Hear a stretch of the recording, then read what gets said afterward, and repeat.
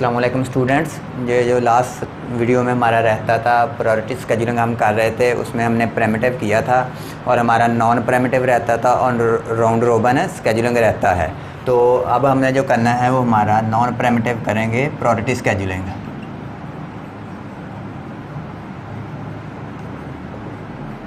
Non primitive करेंगे। Non primitive की ये एक एग्जांपल है, मेरे पास प्रोसेस है, कोई 5 प्रोसेस हैं, उनके जो बरस्ट टाइम आ रहा है और उसकी प्रायोरिटी आ रही है। नॉन प्रिमिटिव में क्या होता है कि जब एक बार पर कोई सीपीयू को प्रोसेस कोई हासिल कर लेता है तो वो तब तक उसको नहीं रिलीज़ करता जब तक उसका प्रोसेस का काम कंप्लीट नहीं हो जाता। पूरा एक प्रोसेस का कंप्लीट होगा काम उसका, फिर ही दूसरा प्रोसेस स्टार्ट होता है। बेशक दूसरे की जो है प्रायोरिटी हाई भी हो, फिर भी जो बाद में आता है अगर उसकी प्रायोरिटी हाई भी हो तो पहला स्टॉप नहीं होता। तो इसका हम अब गैंट चार्ट बनाते हैं।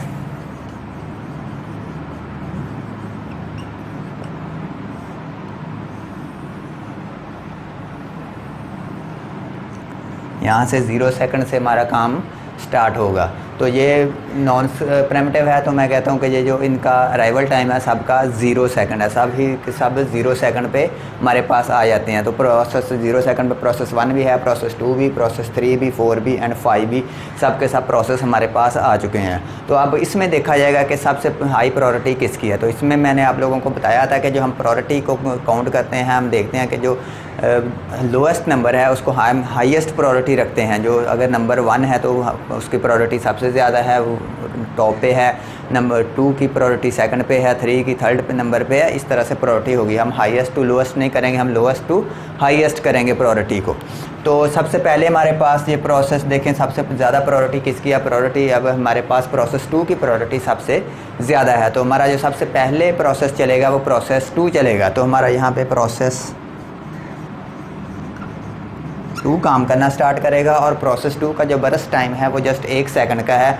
वो 1 सेकंड में उसका काम कंप्लीट हो जाएगा। तो यहाँ से वो 1 सेकंड पे जाके उसका काम कंप्लीट हो जाएगा हमारा। तो इसका काम हमारा कंप्लीट हो गया है। अब हमारे पास प्रोसेस हैं 1, 3, 4 एंड 5, 4 प्रोसेस हैं।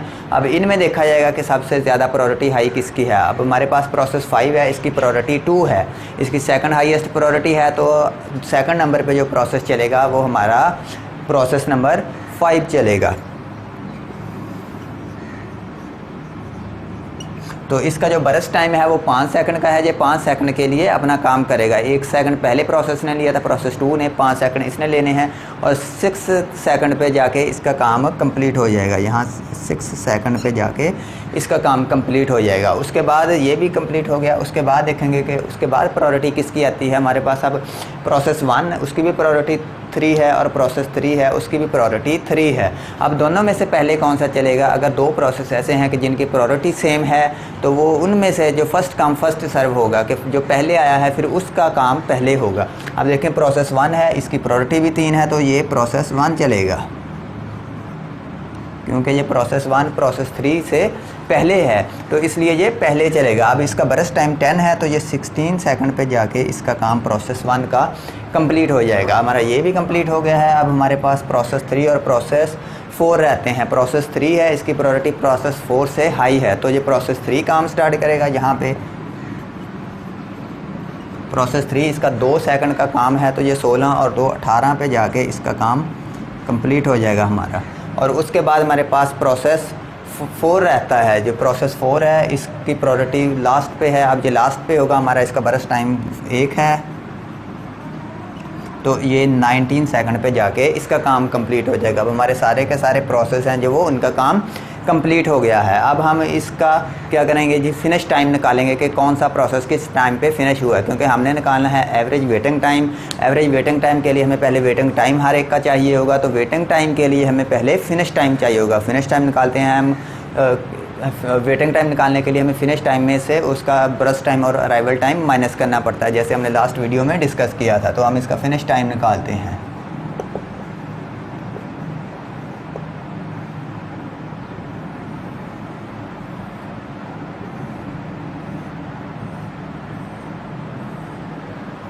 हाँ जी, फिनिश टाइम निकालेंगे तो अब सबसे पहले हम प्रोसेस 1 देखेंगे कि प्रोसेस 1 किस टाइम पे जाके कंप्लीट हुआ। जो प्रोसेस 1 है हमारा वो 16th सेकंड पे जाके कंप्लीट हुआ था, यहाँ पे 16 आ जाएगा। उसके बाद हमारे पास प्रोसेस 2 आ जाता है। प्रोसेस 2 है जो 1 सेकंड पे ही इसका काम कंप्लीट हो गया था। उसके बाद प्रोसेस 3 है। प्रोसेस 3 जो है वो 18 सेकंड पे जाके उसका काम कंप्लीट हुआ था। और उसके बाद प्रोसेस हमारा आ जाता है 4। जो प्रोसेस 4 है उसका काम जो कंप्लीट हुआ था वो 19 सेकंड पे कंप्लीट हुआ था, तो यहाँ पे 19 आ जाएगा। और प्रोसेस 5 है उसका जो काम है वो 6 सेकंड पे जाके कंप्लीट हो जाता है, तो यहाँ पे 6 आ जाएगा। अब इसमें से हम इनका वेटिंग टाइम निकालेंगे, हर प्रोसेस को कितना वेट करना पड़ा है, तो हम यहाँ पे वेटिंग टाइम निकाल लेते हैं।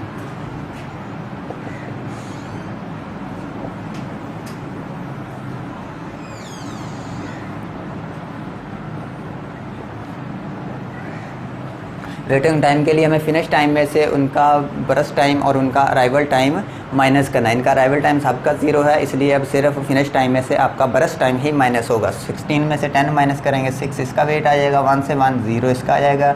18 में से 2 करेंगे 16 आ जाएगा, 19 में से 1 करेंगे 18 आ जाएगा, और 6 में से 5 करेंगे 1 सेकंड। इसको वेट करना पड़ेगा। ये इनका है वेटिंग टाइम। अब एवरेज वेटिंग टाइम इनका निकालना है हमने।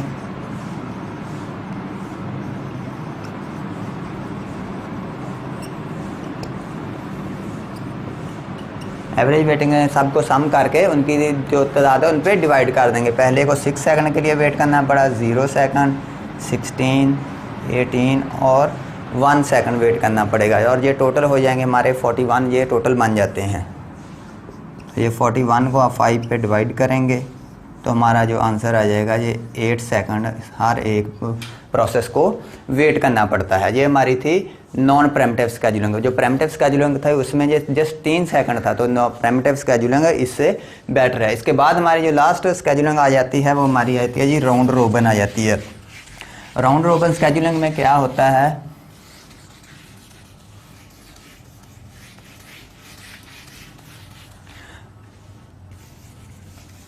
एंड पे आ जाती है जी हमारी राउंड रोबन स्केजुलिंग।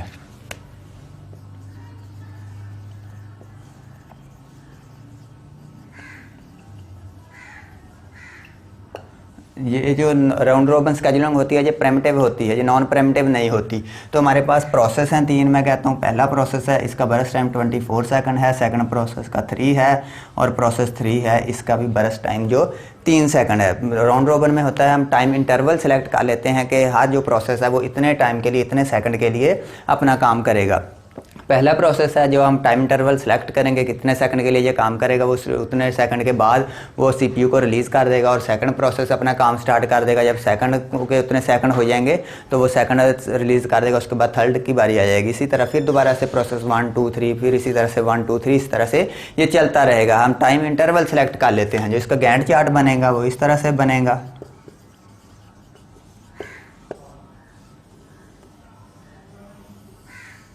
0 सेकंड है, मैं कहता हूँ इनके टाइम इंटरवल मैं 4 सेकंड सेलेक्ट कर लेता हूँ। वो आपकी मर्ज़ी होती है कि आपने टाइम इंटरवल कितना देना है इनको। जितना आप चाहते हैं उतना टाइम इंटरवल दे सकते हैं। तो मैं यहाँ पे टाइम इंटरवल 4 सेकंड सेलेक्ट कर लेता हूँ। मैं कहता हूँ प्रोसेस 1, जो प्रोसेस 1 है वो मेरा 4 सेकंड के लिए चलेगा जी। 4 सेकंड के बाद ये सीपीयू को रिलीज़ कर देगा। उसके बाद सेकंड प्रोसेस की बारी आ जाएगी। प्रोसेस 2 हमारा है, उसको 4 सेकंड मिलेंगे, लेकिन उसका काम ही 3 सेकंड का है। वो 3 सेकंड के बाद सीपीयू को रिलीज़ कर देगा। यहाँ पे जाके ये 7 सेकंड पे कंप्लीट हो जाएगा। उसके बाद प्रोसेस 3 आ जाएगा, उसका भी 3 सेकंड का काम है।